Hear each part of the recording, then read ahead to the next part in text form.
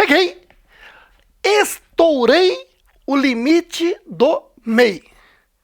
E agora, o que faço? Eu te lanço mais uma pergunta.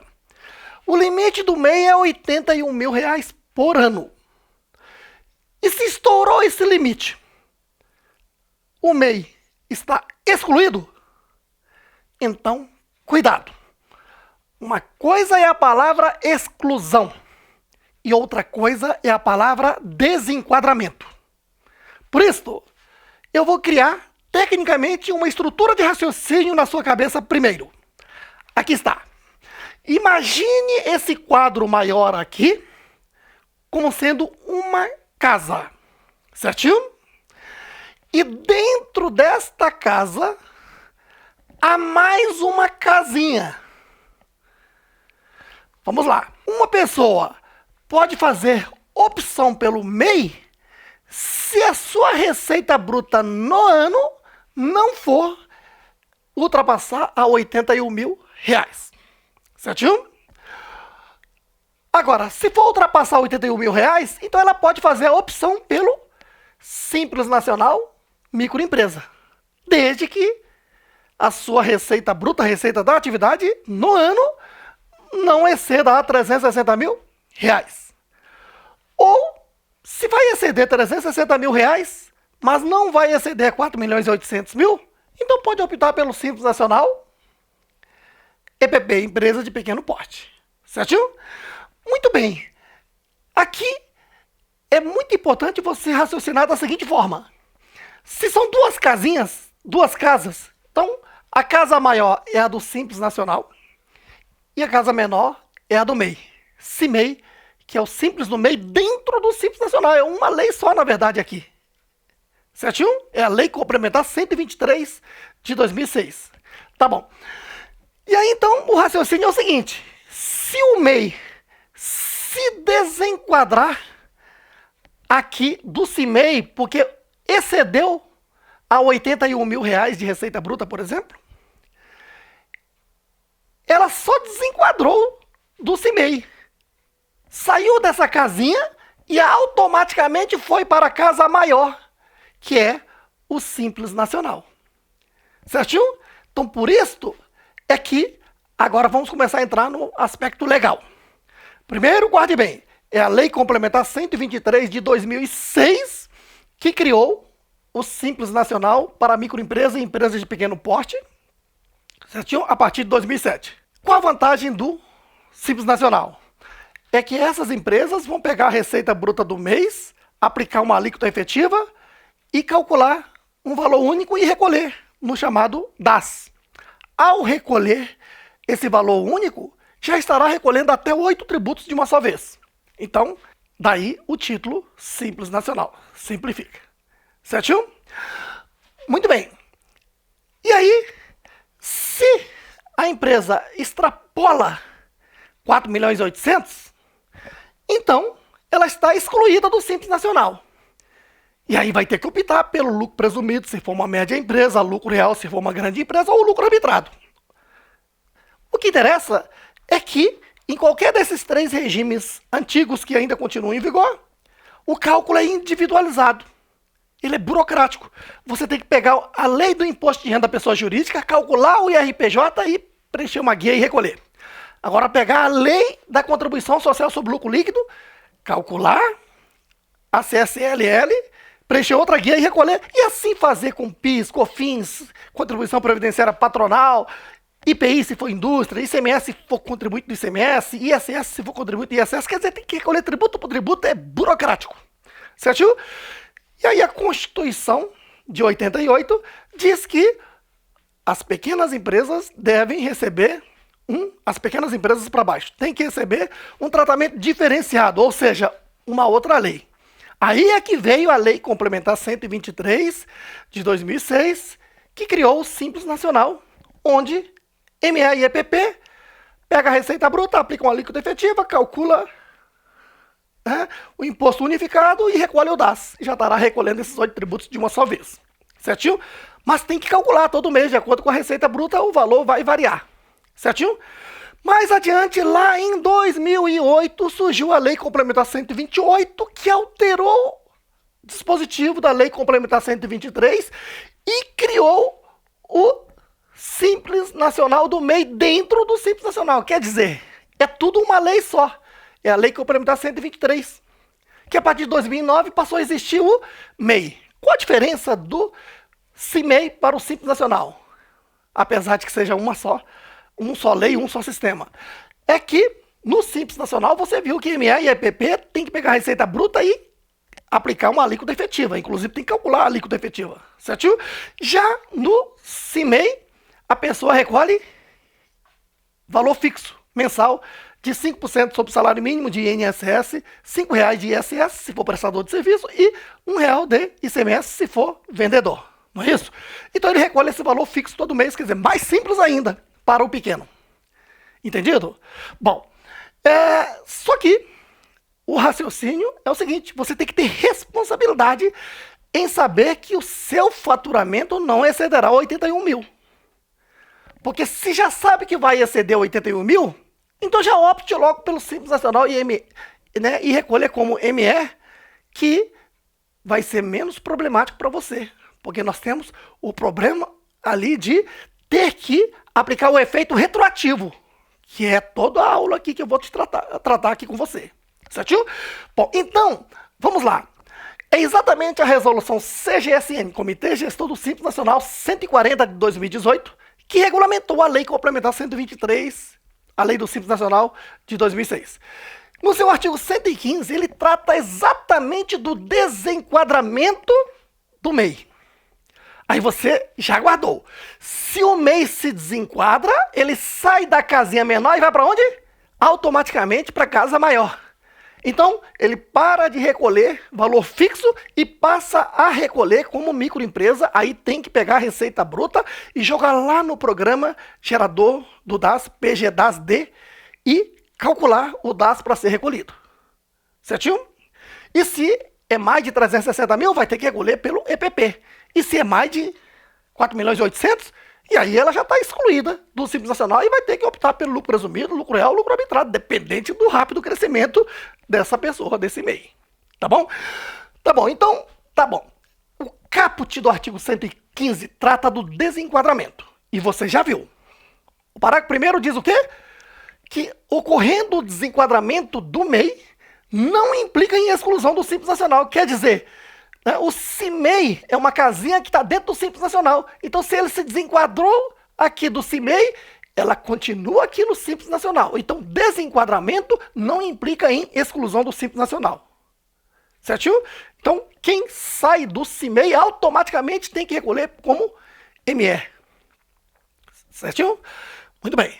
Agora vamos lá.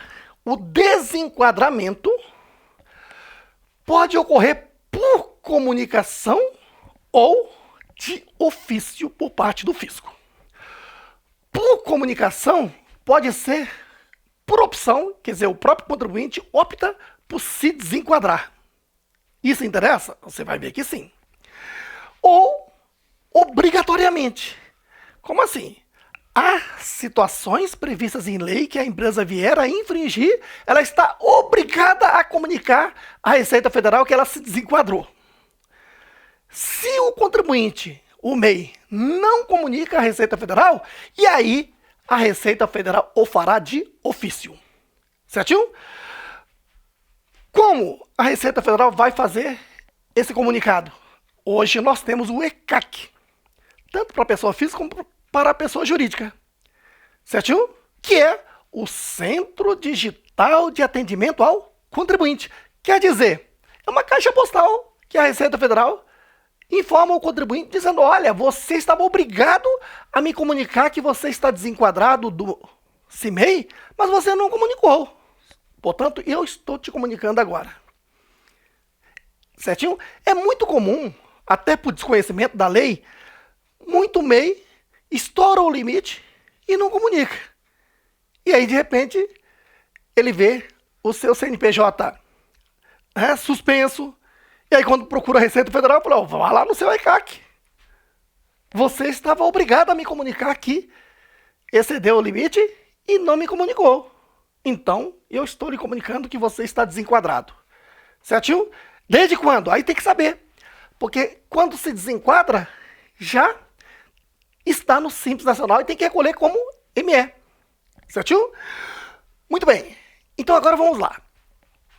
Você deve estar perguntando, mas Roberto, você disse que o contribuinte tem que comunicar. Como é que se faz essa comunicação?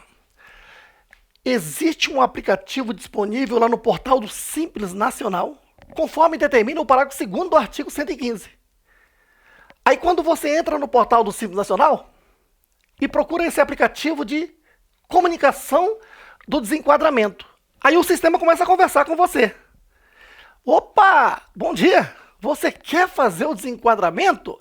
A primeira coisa que você vai ter que me dizer é o seguinte, é por opção sua, contribuinte, ou você está obrigado a se desenquadrar. E você vai clicar, certinho? Se for por opção, você tem 3 alternativas. 3 alternativas que eu vou analisar com você aqui nas alíneas A, B e C. Certinho? Agora, isso conforme inciso 1º do artigo 115. E inciso 2º, obrigatoriamente, nessas 3 situações, A, B e C, sendo que A tem 3 situações a serem analisadas. Tá bom? Então vamos lá. Agora sim, o MEI, que está aqui no CIMEI, vai fazer o seu desenquadramento comunicando a Receita Federal por opção. A linha A.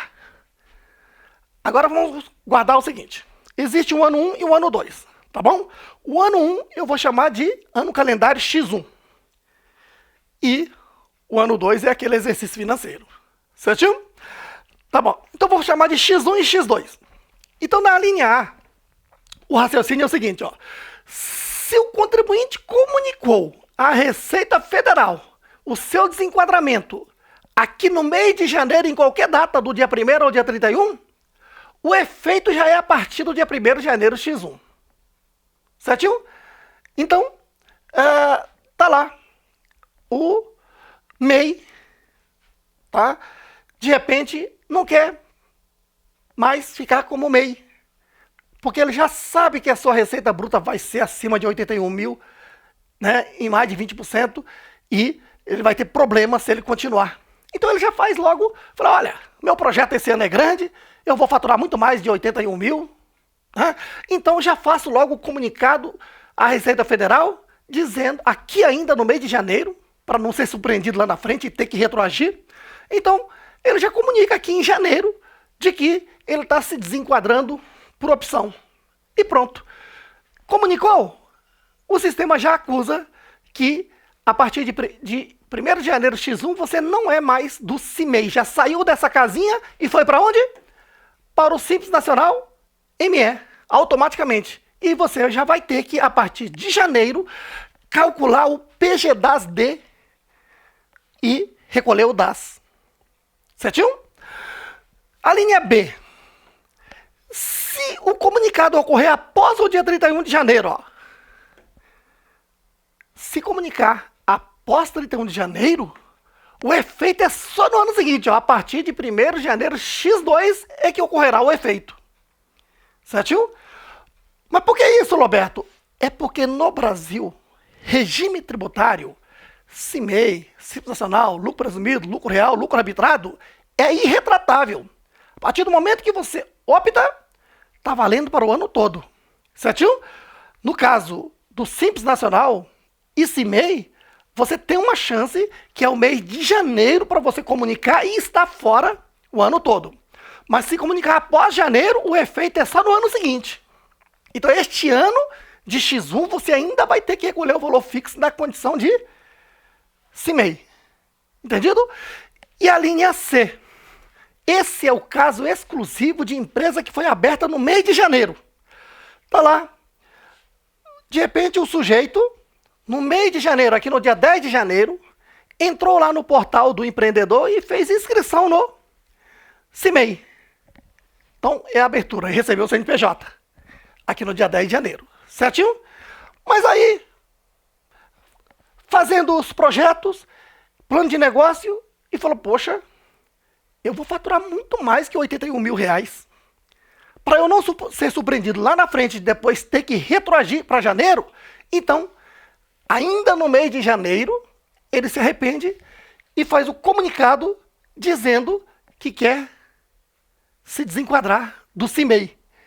Em qualquer data aqui, ó, dia 11, dia 12 até dia 31 de janeiro, fazendo o comunicado até essa data, o efeito já é a partir da abertura dia 10 do 1 de X1. Entendido aí? Muito bem. Agora sim, desenquadramento por comunicação obrigatoriamente. Vamos lá. A linha A. Aqui está o ano calendário X1. Certinho? Começou aqui a partir do dia 1º de janeiro X1. E o limite do MEI é R$ 81 mil no ano. Daqui por diante, falou em limite, é R$ 81 mil. Tá ok? Falou em limite proporcional, é a empresa que foi constituída durante o ano, ou então foi encerrada durante o ano. Tem que saber quantos meses atuou daquele ano calendário. Então, da data da Constituição aqui em algum mês aqui do ano, digamos março ou abril, até um determinado mês, tem um limite proporcional. Eu tenho que pegar 81 mil, dividir por 12, que vai dar 6.750 por mês, certinho? Eu conto quantos meses, então multiplico por número de meses e encontro o limite proporcional. Então, até aqui, você está enquadrado, certinho?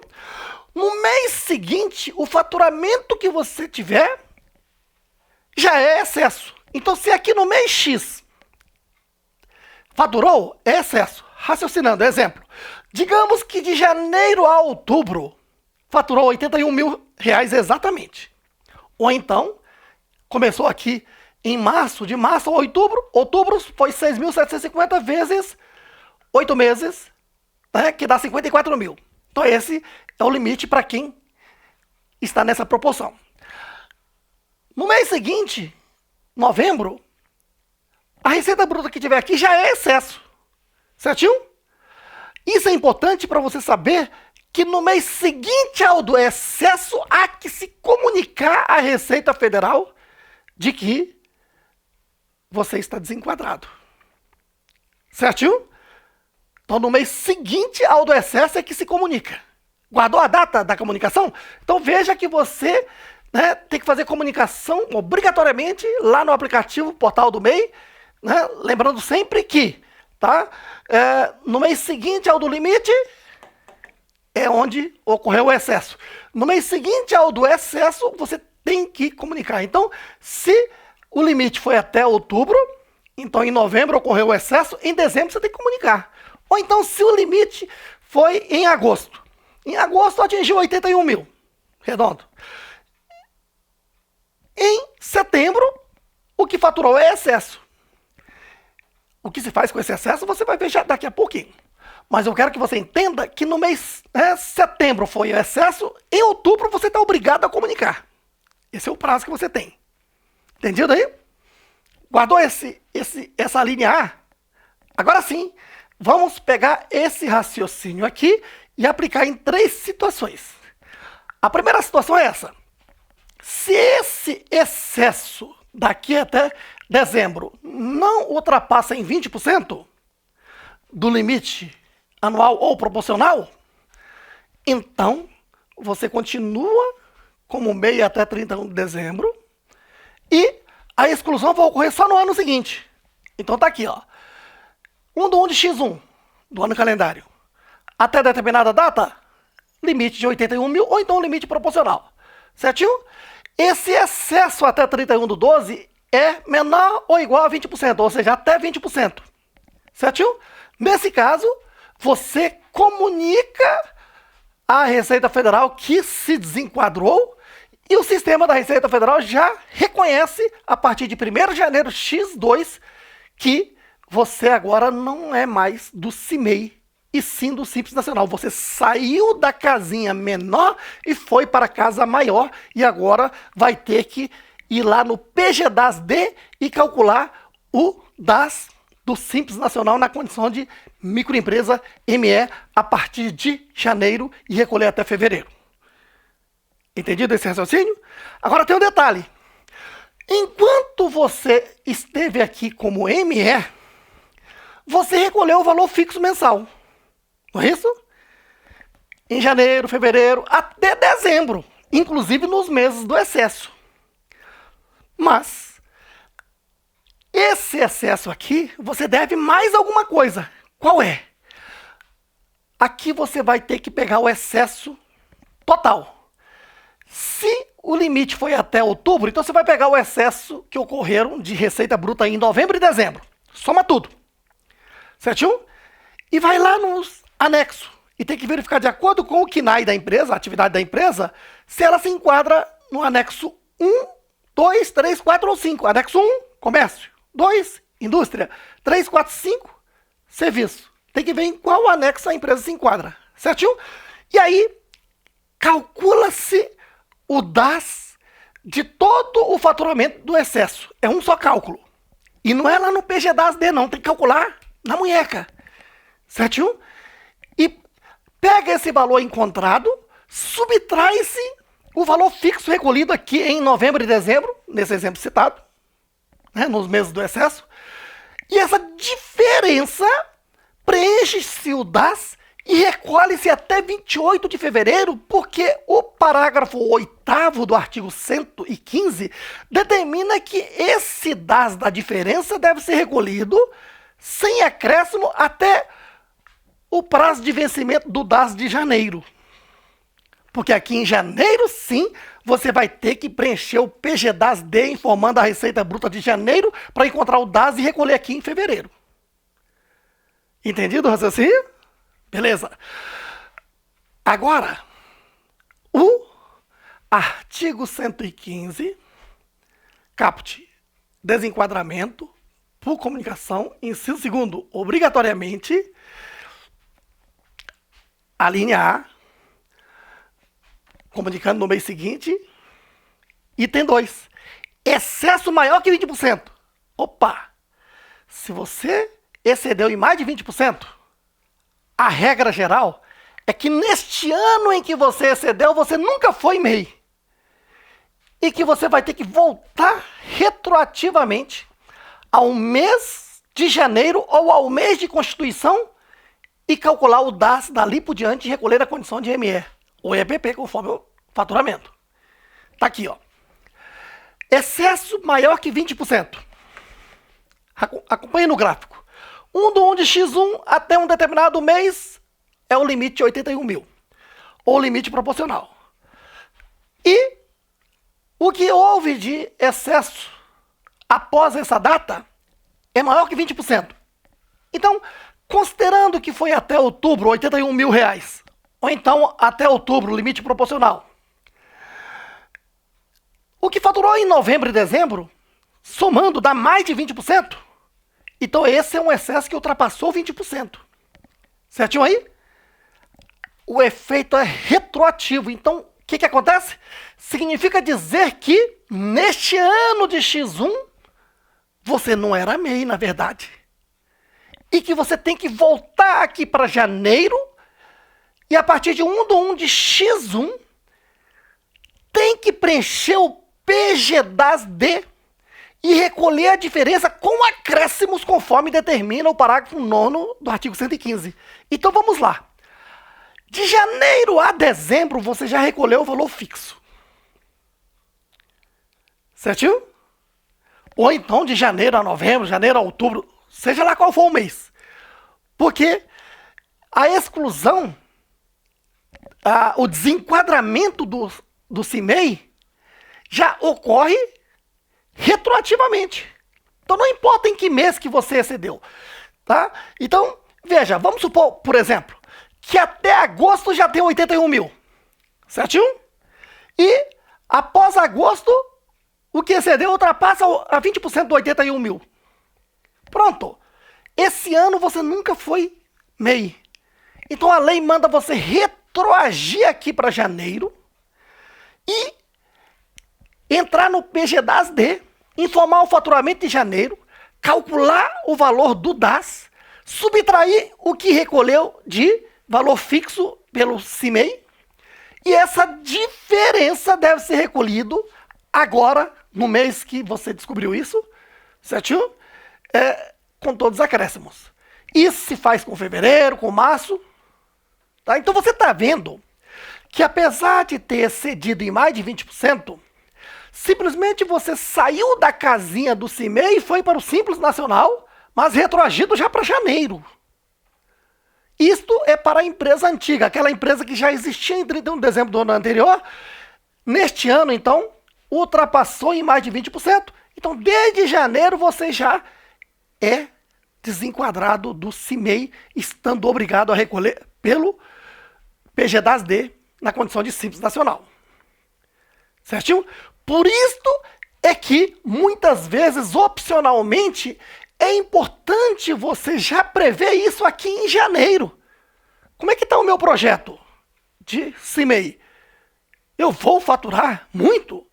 Se eu já tenho essa previsão, muitas vezes é possível, porque você atua, vamos supor, numa atividade de licitação pública, e você já ganhou alguns contratos de licitação. Só pelos contratos que você tem para cumprir, já dá para saber que você vai faturar mais de 81 mil em mais de 20%. Então por que você vai aguardar o momento em que vai estourar o limite em mais de 20%? Você já faz logo, opcionalmente, o quê? O desenquadramento. É muito melhor, né? E já começar janeiro recolhendo pelo Simples Nacional, pelo PG-10D. Não precisa nem recolher, né, o valor fixo. Agora, se você não tiver essa precaução, não tiver sendo bem assessorado por um contador, você vai aguardar, né, a bomba estourar, e se estourou em mais de 20%, você vai ter que voltar para janeiro e recolher com todos os acréscimos, claro, tendo o direito de abater o que já recolheu pelo CIMEI, o valor fixo. Beleza? Agora, terceiro, início de atividade. Está aqui. Iniciou a atividade aqui no dia 15 de março de X1. Certinho? Até 31 de outubro de X1, acompanha, ó. 8 meses vezes 6.750 dá 54 mil. Certinho? Muito bem. E aí, no mês seguinte, já excedeu em 20% o valor. Ou então no próprio esse período aqui. Tá certo? Excedeu em 20% esse limite de 54 mil nesse período aqui. Aí o que vai acontecer? No mês seguinte ao do excesso, já tem que comunicar à Receita Federal. E aí também tem o seguinte, sempre que excede 20%, tem que retroagir aqui para o período da Constituição, ó, efeito retroativo, recolher a diferença com acréscimo lá no PG-10D. Então aqui eu tenho que voltar para o mês de março e lá no PG-10D oferecer a receita bruta de março, calcular o DAS, abater o valor fixo recolhido em março e recolher essa diferença com acréscimo. Aí fazer isso com março, abril até, né, o final do ano e continuar. Certinho? Pronto. Com isto, você viu aqui o item A analisado sobre esses 3 aspectos. Tá ok? Aí você diz, espera aí, Roberto, mas é isso que está previsto na lei? E se ocorrer uma empresa que iniciou a atividade e o excesso no ano não ultrapassou 20%? Então, você vai cair nesse primeiro caso aqui. E aí, nesse caso, você comunica o excesso no mês seguinte ao do excesso, certinho? Mas continua na casinha CIMEI, e o desenquadramento ocorrerá só no dia 1º de janeiro do ano seguinte. E tendo que recolher a diferença sem acréscimo, conforme o primeiro item. Certinho? Tá bom. Seguindo, veja, comunicação obrigatoriamente, a linha B. Deixar de atender às condições do artigo 100 da Resolução 140. Nesse caso, aí você diz, como deixar de atender às condições do artigo 100? Aqui tem o seguinte, ó.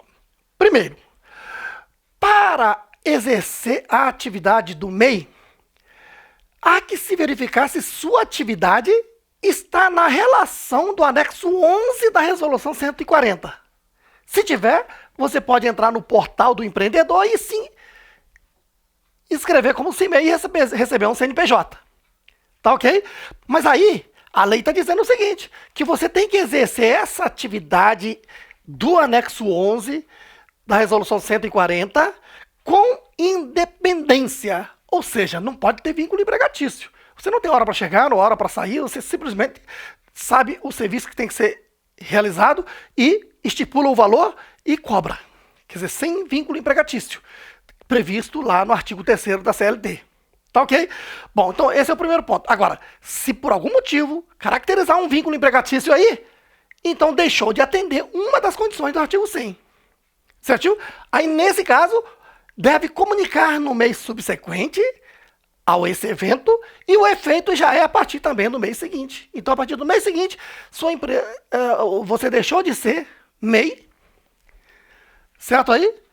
E, no exemplo citado, você deixa de ser do Simples Nacional também, porque você é empregado e não é uma empresa. Tá? Mas há outras situações aqui a ser analisadas. Segundo, para ser MEI, você só pode ter um estabelecimento. Você não pode ter filial. Certinho? E se você abrir uma filial, perdeu a condição de CIMEI. Certinho? Tem que comunicar isso no mês seguinte que você abriu a filial e o efeito já é a partir do mês seguinte. Agora, nesse caso, você desenquadrou-se do CIMEI, saiu dessa casinha e vai para aquela casinha e continua recolhendo como microempresa, porque microempresa pode ter filial. Entendido aí? Terceiro, quem é MEI não pode ser titular de outra firma individual, empresário individual. Nem pode ser sócio de uma outra sociedade. Nem pode ser o administrador de uma outra empresa. Administrador aqui no sentido de empresário, aquele que assina e responde pelos atos da empresa. Tá ok? Então uma sociedade limitada te contratou para assinar e responder pelos atos da empresa na condição de um terceiro. Mas você está como empresário. Nesse caso, você perde o direito a CIMEI. Então, você vai ter que comunicar no mês seguinte e o efeito já é no mês seguinte. Se você não comunica, a Receita Federal acaba cruzando e descobrindo, e aí vai comunicar o seu desenquadramento de ofício. Certo aí? Agora, tem o seguinte, você vai sair da casinha do CIMEI, do MEI aqui, e vai lá para o Simples Nacional, porque a empresa do Simples Nacional pode, né, eventualmente, ter sócio, né, ser sócio de uma outra empresa.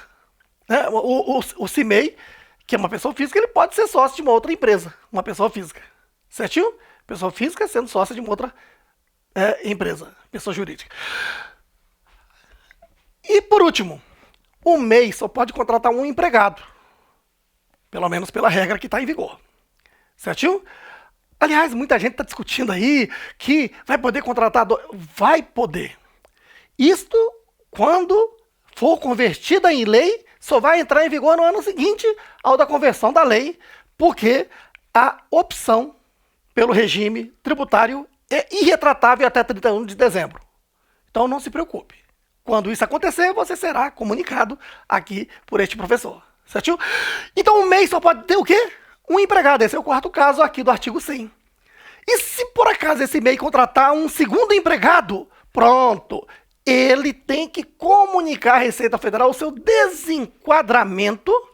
Ele vai sair dessa casinha do CIMEI e passa a ser um microempresa do Simples Nacional. Você está vendo que o desenquadramento, então, conforme diz a lei, não implica na exclusão do Simples Nacional. Tá? Porque todo esse sistema é Simples Nacional. Ele deixa de pagar pelo valor fixo e passa a pagar pelo faturamento lá no PGDAS-D. Por último, C. Exercer ocupação que deixou de ser permitida. O que quer dizer isso? Aqui, na resolução CGSN 140, tem o anexo 11, que diz o quê? Que aqui está a relação de atividades que uma pessoa pode exercer e se inscrever aqui no CIMEI e recolher valor fixo. Certinho?